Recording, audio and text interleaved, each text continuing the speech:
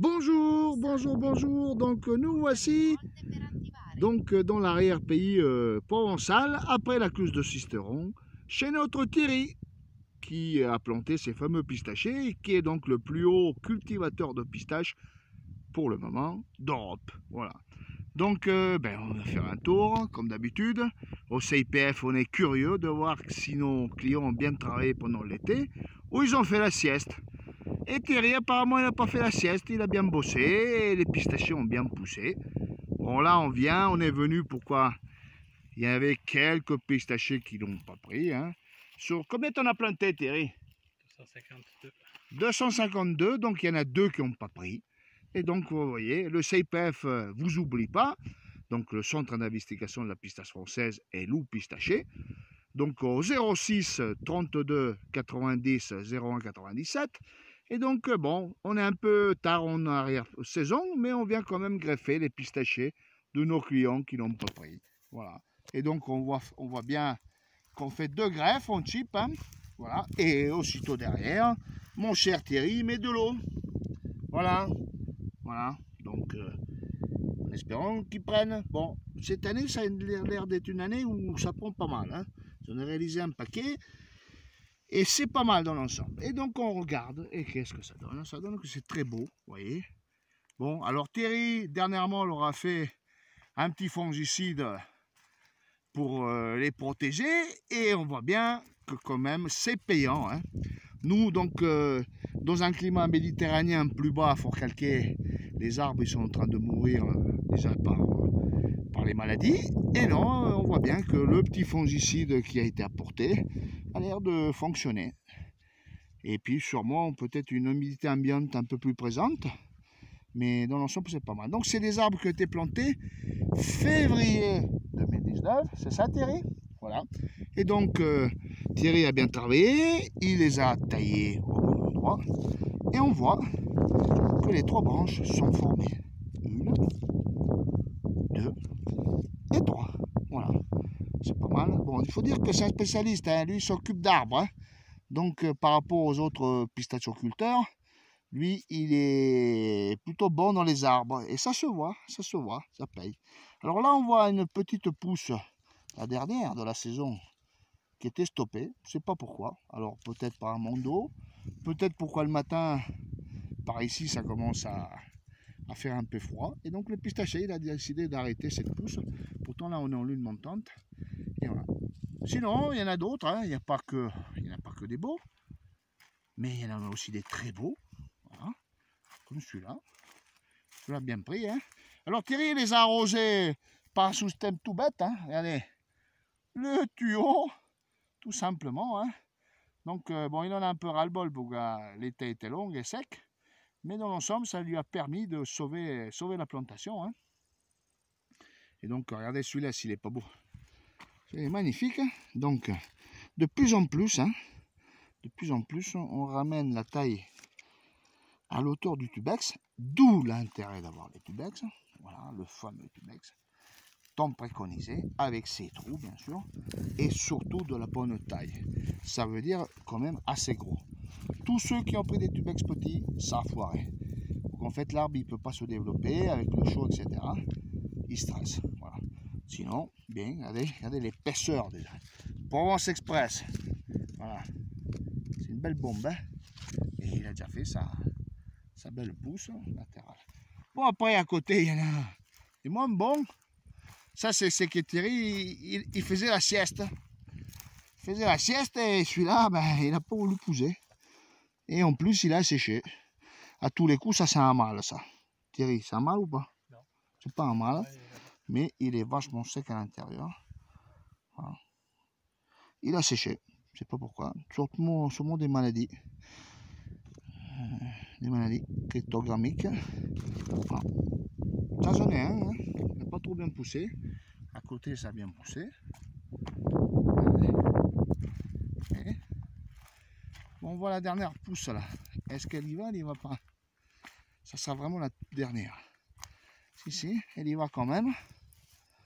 Voilà. Elle y va quand même. Et un peu violacé. On voit bien le. Alors, avec quoi tu l'as fait ce fongicide? Hein? Bouillie bordelaise. La bouillie bordelaise, tout simplement. Et puis, tu l'as fait avec le spray pour laver les vitres, c'est ça, non? Hein? C'est ça. Et puis, c'est que ça marche. Allez, ils sont bien protégés.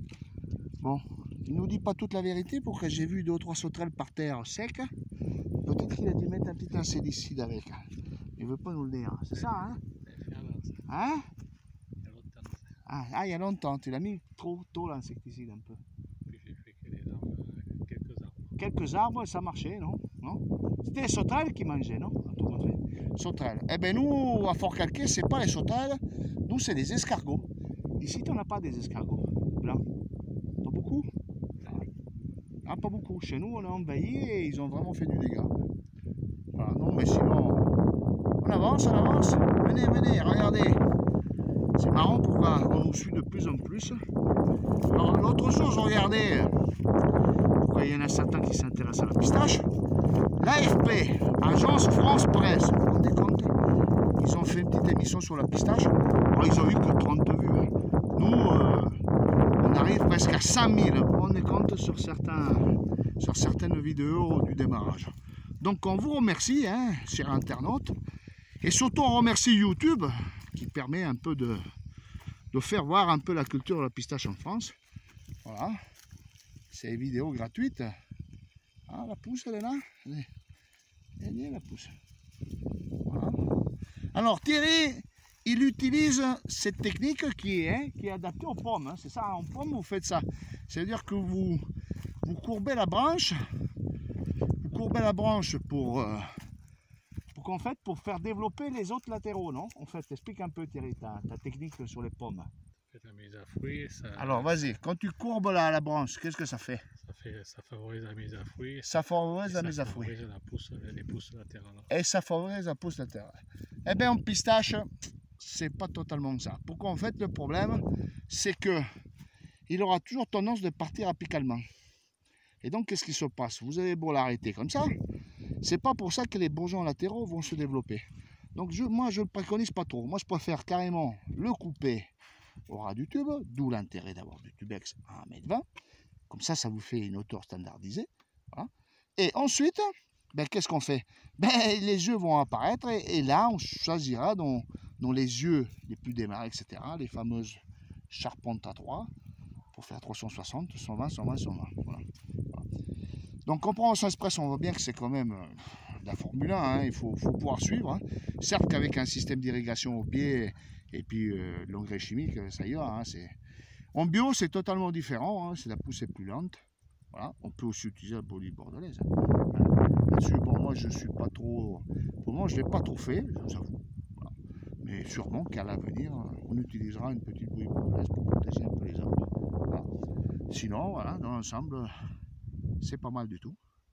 Alors, regardez le ciel des Alpes d'Haute-Provence. On fait un peu de publicité pour la région. Hein. 300, supérieur à 300 jours de soleil. Voilà. Et je dirais même 340, mais ça, il ne faut pas trop le dire. Voilà. Et donc, c'est le climat sec idéal pour la pistache. Voilà. Donc, Thierry a découvert certains pistachers, même ailleurs, non?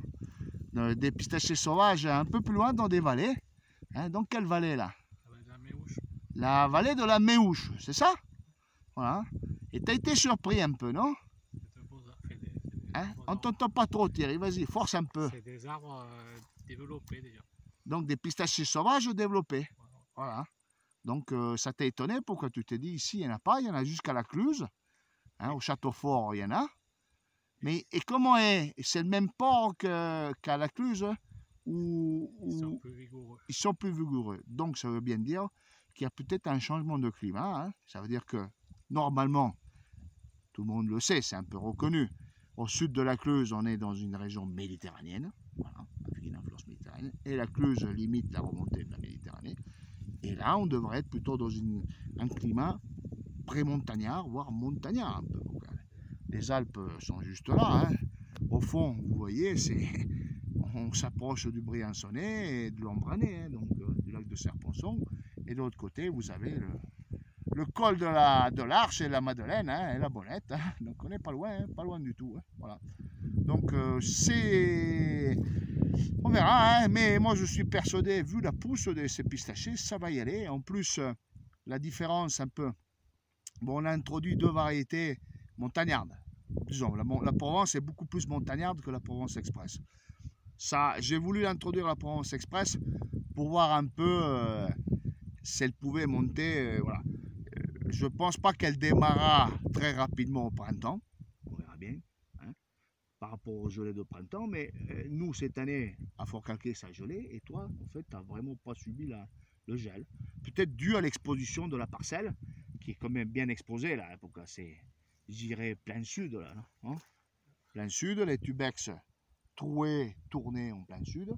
Voilà, et je pense que ça, il faut l'expliquer aussi. Hein.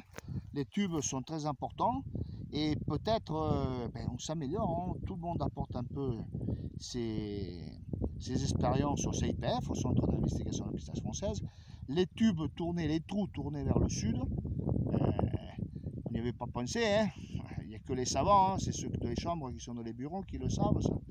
Et les trous tournés au sud, ça empêche au Mistral de rentrer et au gelé de printemps. Au printemps, c'est toujours un peu le vent du nord qui amène les gelées, de rentrer. Voilà. Donc, sinon, il y a une autre technique, ça veut dire inverser le tubex l'hiver, ça veut dire mettre les trous vers le haut et faire descendre la partie. C'est des choses qu'on apprend. Hein. On fait des erreurs, on les paye. Cette année, on a eu, donc à Fort-Calquier, on a eu quelques gelées tardifs qui ont bloqué pas mal les arbres. Mais bon, dans l'ensemble, on les a rattrapés, les arbres sont repartis. Mais on va s'améliorer tout à petit, chacun va apporter un petit bout de portion au puzzle et ça ira mieux. Voilà.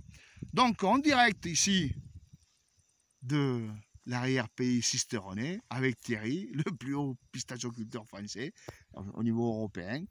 On vous souhaite des bonnes continuations et continuez à nous regarder sur YouTube. Merci et à bientôt. Lou le pistaché au 06 32 90 01 97.